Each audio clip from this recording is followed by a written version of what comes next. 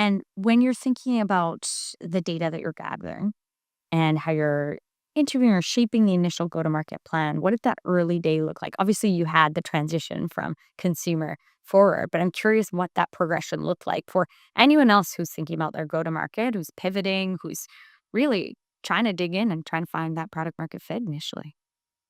Yeah, of course. I'm not gonna. I will just say it's hard. Like it was because there's a lot of factors. Especially with two-sided. I call this a marketplace, but I have experience. A lot of my previous experiences were in marketplaces. Slice. We worked with local pizzerias, and we had consumers ordering those pizzerias. We had the similar battle of were we a consumer app? Were we a place for people to come order pizza? Or were we software, vertical SaaS for these pizzerias where we were powering their online ordering? And there was battles over the years, over time of trying to kind of figure out the go-to-market, even at a company that had product market fit, right? There's a lot of learnings always as you go.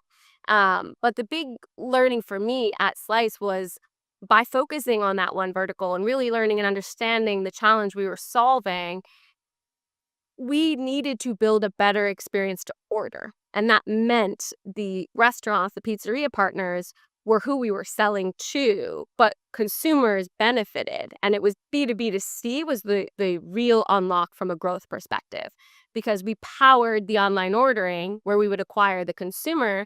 The consumer would have said, I just ordered within 2 seconds rather than having to call and be put on hold while I'm, driving home on a Friday from picking my kids up from soccer practice. Now I can click reorder every week on this amazing app. And we saw by looking at the data that on average, people were looking at, 1 to 2 of their favorite pizzerias every single week. They weren't necessarily using us as a discovery app. And that really allowed us to own in on we should be a tool for people to order from their favorite pizzeria. It's about providing loyalty, and it's about really leaning into an easier and better way instead of trying to be this discovery engine. And that was Slice. But to bring it to Foodini, similar for me in terms of understanding the problem we were solving. And here, blatantly obvious, consumers love this, right? The emails we get. Like when they showed me when I first joined at some of the consumer people being like, this is a savior. We're scared to go out to eat right now. This has been plaguing us. I'd never bring my kids out to eat because I don't trust what I ask the waiter or waitress. I can see in their eyes that they don't actually know. And who's to blame them? They probably started the job a week ago. You expect them to be an expert at every ingredient. And so it really was about learning and understanding where the problems were.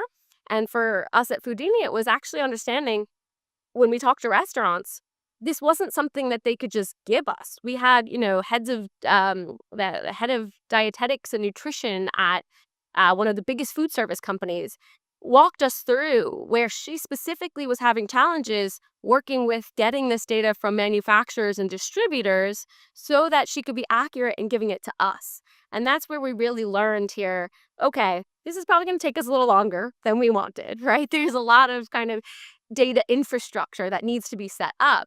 But that was also where we saw this opportunity, which was this doesn't exist today. So there's no way that if you're ordering on DoorDash or if you're going in person, they could just tell you, hey, here's the data.